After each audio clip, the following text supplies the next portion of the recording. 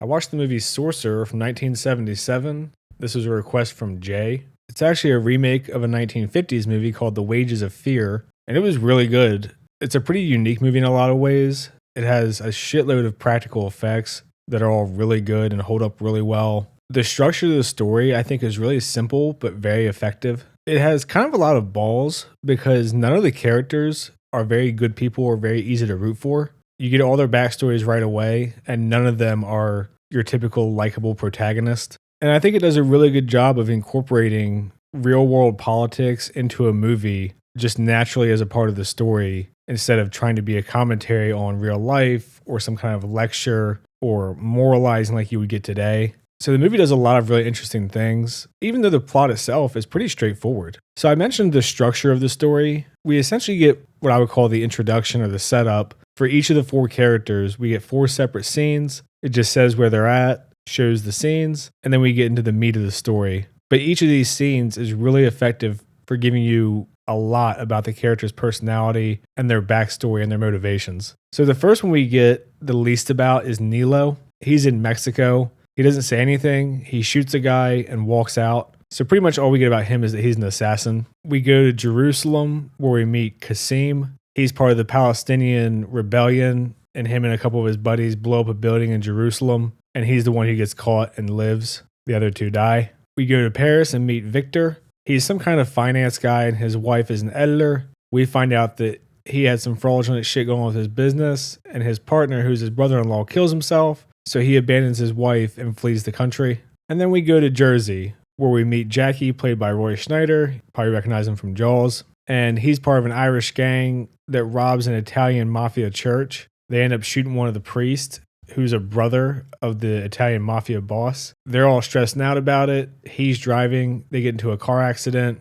Also done practically. Very cool. And because he's pissed off this mob boss, he has to flee the country also. The other three guys in the car with him died in the accident, the ones who robbed and shot at the Italian mafia church.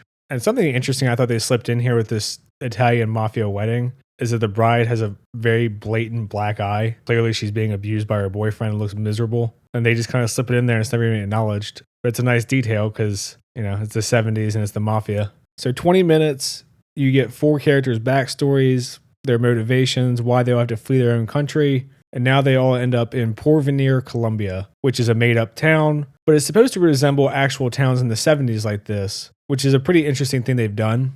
So what this town is supposed to mirror is essentially oil companies back in the day, well, probably still now, if we're being honest, taking advantage of these small towns where they essentially control the entire economy because the little village or town is so poor that all of the money coming in is coming from the oil company and the oil company jobs. This is something you've probably heard about in America regarding like coal mining towns, although it actually does happen to oil-based towns as well in the United States. You just don't really hear about it as much. When I worked for Halliburton, there's a town called Williston. There was about 30 or 40,000 people, but very reliant on the oil industry. So when the oil industry boomed, the town was doing well, and then it busted, and people were all just living out of their cars in the Walmart parking lot and shit because all that corporate money was no longer coming in to sustain the economy there. So obviously this is something that's happening globally, and in South America, I think it was much more prevalent in the 70s and 80s.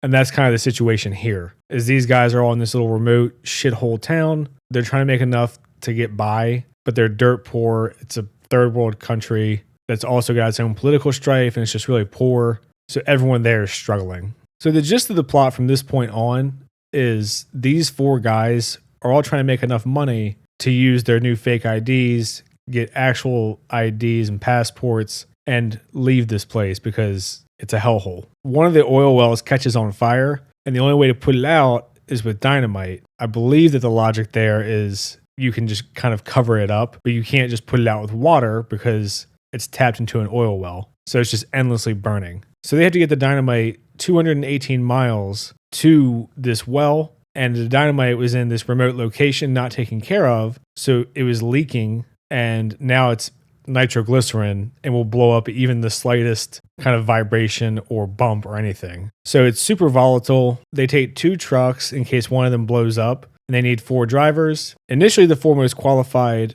don't include Nilo, but it includes this German guy who is a former Nazi who ran to this place to hide. But Nilo kills him and they need someone who can drive, so he ends up going along with them. And I think what you're supposed to take that as is because everyone here is so poor that they've never actually had a car before or driven before because they're just kind of trying to get by day to day. At least that's how I took it. And then I won't give any spoilers, but the rest of the movie is them trying to get this nitroglycerin to the oil well to shut it down and get paid so they can all go live their lives. It's got some really intense scenes because they show the nitroglycerin at one point where if you just like flick it off your fingers, it'll essentially ignite because it's just so volatile. So when they come across like these crazy bridges and stuff because they're driving through Colombia, everything is treacherous and they've just got 3 boxes in the back sitting in sand hoping that they don't fucking blow up. So really simple but really good execution.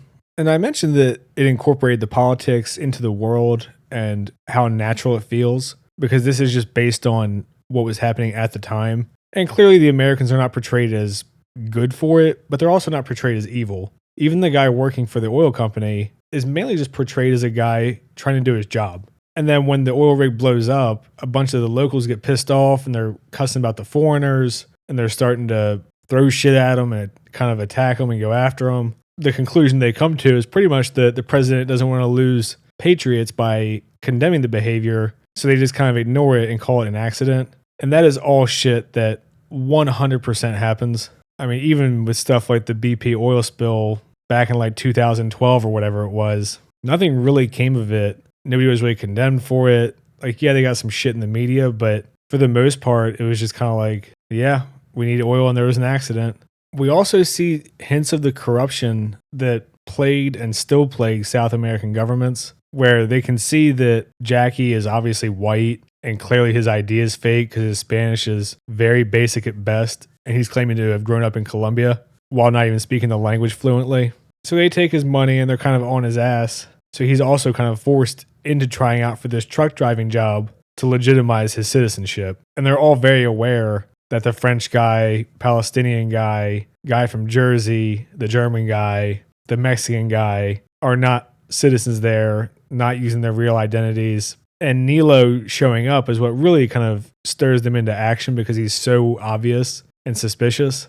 Again, they just incorporated how things were into the story and it makes sense. It's not portraying it really as good or bad, I don't think. It just kind of is what it is, which I find a really interesting way to do that. And I was mentioning again how it brought the real world into the movie, and something they come across along the way is bandits.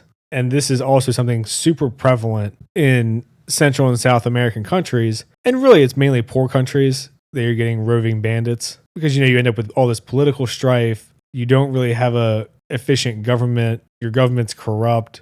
So you end up with all these factions and groups and rebels. It just fits right in nicely to the story as a way to add tension, especially when you're not really expecting it. And I think the moral aspect is interesting too, to say, look, here's 4 guys that we observe being pieces of shit. They've killed people. They've screwed people over. They're obviously very selfish. And then just put them into a situation where a dangerous job needs to be done. They're all being selfish and doing it for their own reasons. And as the journey goes on, you can kind of feel the sense of camaraderie between them. You can see the bond happen because they are going through something dangerous together. They do have to work together over and over to do something incredibly dangerous, even though they're all doing it for their own goals. And just that kind of message of, even if you want to be a selfish asshole, you still have to work with people to get by. And if you want to take the movie literally saying work together or die as the meaning, I think that'd be pretty fair. There's a few pretty tense moments as they're traveling through Colombia with this nitroglycerin. This bridge scene was probably the most stressful part of the whole movie, and they do it twice because both trucks have to get over this bridge. And I was actually reading about the practical effects just because I was curious. And I guess they built this bridge and they had some sort of hydraulic control on it so they can tilt it and stuff. But you can see it looks like they actually did it all. And they said they had issues with the truck tipping over into the water over and over and had to do a bunch of reshoots, which I thought was kind of funny. But when you're watching it, it just feels like it lasts forever because the whole time you're like, man, is that truck going to fall through? If it creates a hole in this bridge, is it going to fucking blow up?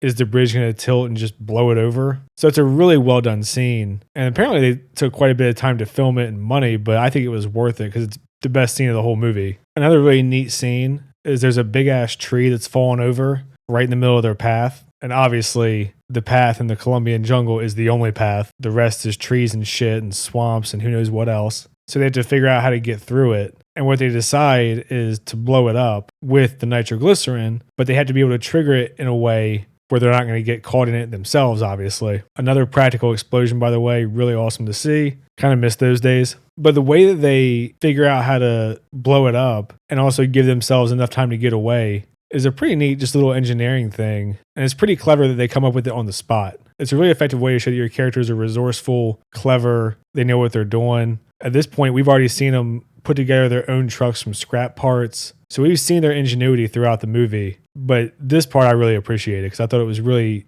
simple but effective. And I'm not sure if it's something that I would have thought of. And I said I was going to try to keep spoilers to a minimum, but I do want to talk about how the movie ends. So this is obviously going to contain spoilers, or at least major spoilers compared to the previous stuff that I said. So we see Serrano, which is Victor, and Kasim driving together. They're talking, and all of a sudden they get a fucking blown out tire on one of these narrow roads, runs them off a cliff, boom, explode, dead. Just kind of out of nowhere, but it makes sense. I mean, they've been doing this really dangerous 218-mile drive and, kind of getting a little bit comfortable after they've been across the bridge and through the tree and all that shit. And then all of a sudden just done. And the other part, and why I kind of said the movie has balls, is because Nilo gets shot here by the bandits. They have a little shootout. Jackie kills a guy with an axe. It's fucking brutal. But again, it all just feels so grounded and pretty realistic. And it's a reminder that these are people who've killed before. So it's not like you have some doe-eyed, naive character suddenly be a badass. You're dealing with people who are killers and not really good people. And I think it's kind of easy to forget that as you're watching the movie.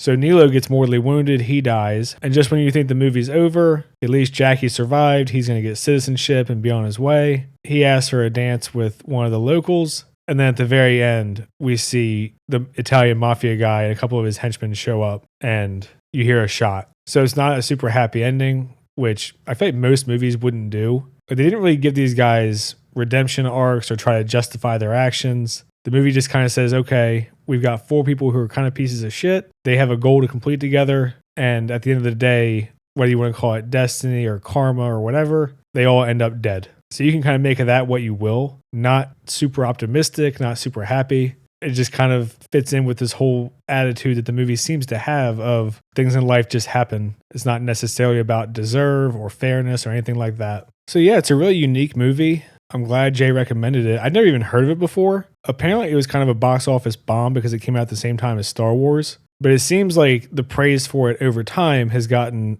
much higher and kind of like a cult following. It sort of seems like one of the big mistakes was the name. At least for me, when I heard Sorcerer, I assumed some kind of magical element. But it's a very grounded, just direct story. And it's really well executed. I think the fact that they shot on location for all the background stories is cool. It sounds like most of the movie was shot in Ecuador, and the bridge scene they had to move to Mexico because the water got lower. But just, using the actual jungle and shooting like that, I just feel like you don't really see that anymore. And you probably won't. They did it in Predator also, which sounded like it was a nightmare to film, but then you ended up with a classic.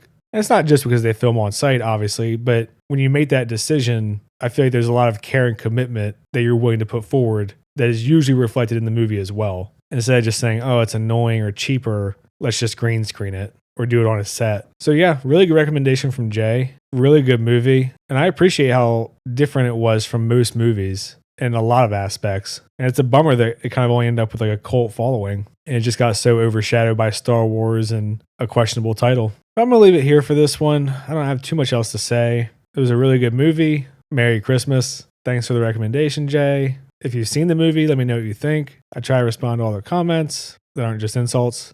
Like and subscribe and all that shit. Thanks. See ya.